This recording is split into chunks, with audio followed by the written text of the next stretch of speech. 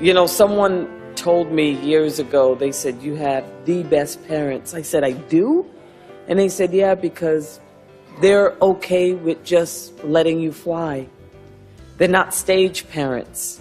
And I think that's the biggest gift my parents gave to me, is to kind of allow me to live my own life. They weren't living their dreams through me. Everything about Rose challenged me. Rose just kind of seemingly just being sometimes at peace with being in the background was hard to play.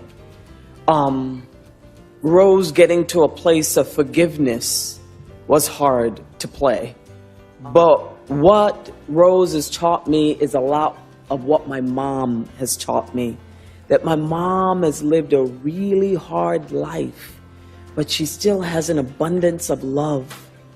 And that's the thing, you know, that's the thing about life. You go through it and just terrible things happen to you, beautiful things happen to you, and then you try to just stand up every day, but that's not the point.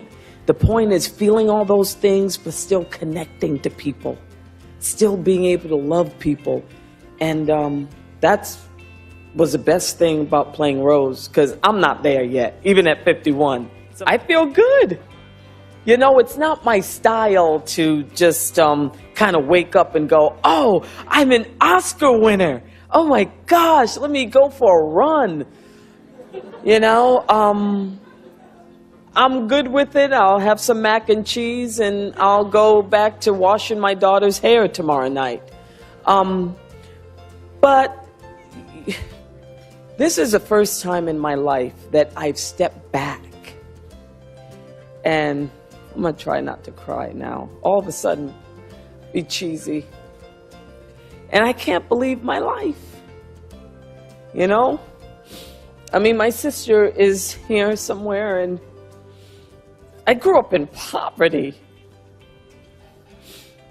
You know, I grew up in apartments that were condemned and rat-infested. And I just always sort of wanted to be somebody. And I just wanted to be good at something. And so this is sort of like the miracle of God, of dreaming big and just hoping that it sticks and it lands, and it did. Who knew? So I'm overwhelmed. Yeah. The thing that I love about August Wilson is that he lets people of color speak. And a lot of times I'm offered narratives where people will say a whole lot of things are happening in the scene, but it's just not on the page. There's no words. There's no journey. There's no full realization of who we are. There's no boldness. There's no taking risks for being anything different.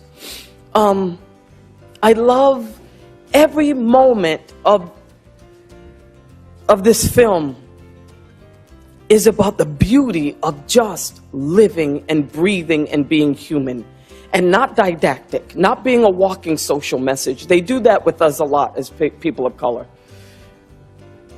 Audiences love us when we represent something. I just want to represent me, living, breathing, failing, getting up in the morning, dying, forgiveness.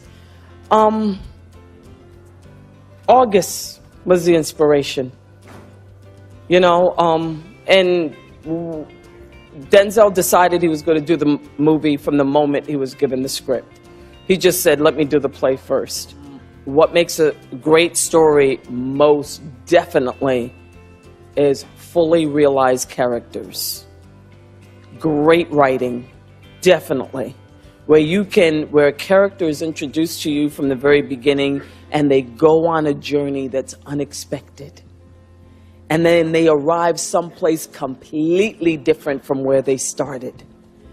What makes a great story is the element of surprise.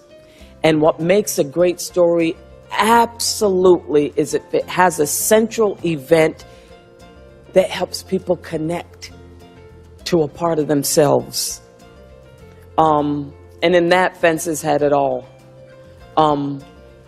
Because that's what it's about, right? You want to connect when you go, and I mean, sometimes you want to eat the buttered popcorn and the milk duds and the Sour Patch Kids. I do that a lot too, and a Diet Coke. But more often you want to be shifted in some way in your thinking, in your feeling about who you are in the world. You know, that would be a great story. Yeah. I love my history. I love the fact that I can go back and look at so many different stories of women that have gone before me who seemingly should not have survived, and they did. And I love my skin. I love my voice. I love my history. Sometimes I don't love being the spokesperson all the time, but so be it. That's the way that go, right? But at 51, I'm sort of loving me.